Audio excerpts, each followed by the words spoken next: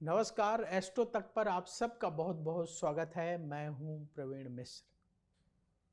2 अक्टूबर को सर्वपित्र अमावस्या है। सर्वपित्र अमावस्या के दिन हम अपने ज्ञात अज्ञात पूर्वजों का, पितरों का श्राद्ध करते हैं, तर्पण करते हैं।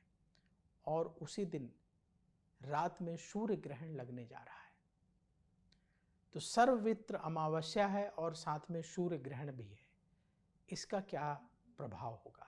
देखिए, पहली बात तो यह है कि भारत के लोगों को कुछ घबराने की जरूरत नहीं है, डरने की जरूरत नहीं है। आप सर्वपित्र अमावस्या मनाइए, अपने पूर्वजों के निमित्त श्राद्ध करिए, तर्पण करिए।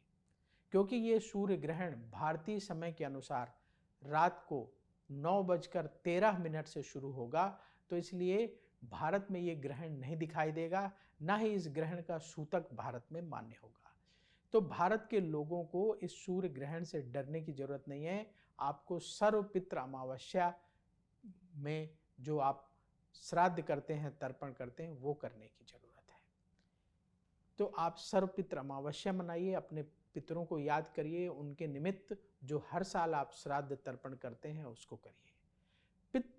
पितृ पक्ष इसी दिन से समाप्त हो जाएगा और सर्वपित्र अमावस्या की रात को जो सूर्य ग्रहण लगेगा, ये दुनिया के जिन देशों में दिखाई देगा वहां सूतक लागू होगा, वहां ग्रहण के नियम लागू होंगे। तो जो भारत के लोग ऐसी जगहों में रहते हैं जहां भारतीय समय के अनुसार रात के 9:13 से जब ग्रहण शुरू होगा वहां दिन होगा, वहां अगर ग्रहण दिखाई दे रहा है तो फिर आपको सूतक के नियम मानने चाहिए और सूर्य ग्रहण के दौरान जो हमारे शास्त्र कहते हैं उनका पालन करना चाहिए। हमारे शास्त्र क्या कहते हैं कि यदि सूर्य ग्रहण है तो कोशिश करें कि ग्रहण के दौरान घर से बाहर ना निकलें, क्योंकि ग्रहण के समय ऐसी किरणें पड़ती हैं धरती पर जो हमारे आँखों को नुकसान पहुंचा सकती हैं, हमारे मन पर नेगेटिव प्रभाव डाल सकती हैं। इसलिए ग्रहण के दौरान नहीं निकलना चाहिए और ग्रहण को नेकेड आई से नहीं देखना चाहिए। जो लोग ग्रहण देखना चाहते हैं, सूर्य ग्रहण देखना चाहते हैं, उन लोगों को जो विशेष चश्मे तैयार किए गए हैं उनका प्रयोग करके ही सूर्य ग्रहण को देखना चाहिए। दूसरा, सूर्य ग्रहण के दौरान खान पान से परहेज करना चाहिए। ऐसा इसलिए कहा गया था शास्त्रों में ताकि आपका खान पान दूषित ना हो उन किरणों से जो सूर्य की किरणें ग्रहण के दौरान निकलती हैं। तो इसलिए जहां ग्रहण दिखाई देगा वहां खान पान से लोगों को बचने की जरूरत है। इसके अलावा ग्रहण के दौरान आप क्या करें? ग्रहण के दौरान आप अपने इष्ट देव के मंत्रों का जाप करें, आप सूर्य के मंत्र का जाप करें, या कोई भी मंत्र जो आपके गुरुजी ने आपको मंत्र दे रखा है उस मंत्र का जाप करें। तो ऐसा माना जाता है कि ग्रहण के दौरान जिन मंत्रों का जाप करते हैं उन मंत्रों से विशेष फल प्राप्ति होती है, कई गुना फल की प्राप्ति होती है। और जब ग्रहण समाप्त हो जाए तो हमें ग्रहण के बाद क्या करना चाहिए? स्नान करना चाहिए। अगर आपके पास घर जहाँ आप रहते हैं वहाँ पास में कोई पवित्र नदी है, वहाँ जाकर स्नान कर लें।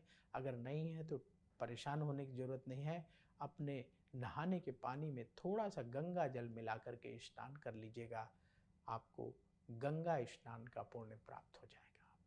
तो आप स्नान करिए। स्नान करने के बाद अपनी सामर्थ्य के अनुसार दान करना चाहिए।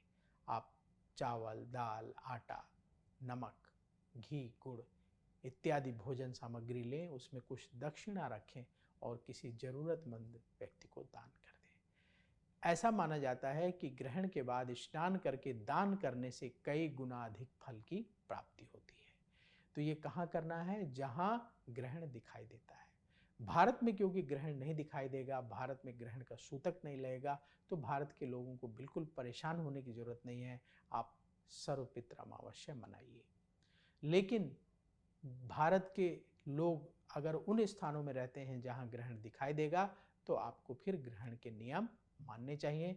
जो हमने आपको तरीका बताया, इन बातों का ध्यान रखना चाहिए। उस तरीके से ग्रहण के बाद स्नान करके दान करना चाहिए। तो ग्रहण से संबंधित और भी महत्वपूर्ण जानकारी के लिए आप एस्ट्रो तक पर देखते रहिएगा। ग्रहण जैसे जैसे करीब आएगा आपको और महत्वपूर्ण जानकारी एस्ट्रो तक पर प्रदान की जाएगी। अभी वक्त हो चला है आपसे विदा लेने का। नमस्कार। एस्ट्रो तक ऐप पर आपको मिलेगा भविष्य से जुड़े हर सवाल का जवाब। डाउनलोड कीजिए एस्ट्रो तक ऐप और चुटकी में जुड़िए इंडिया के बेस्ट एस्ट्रोलॉजर से।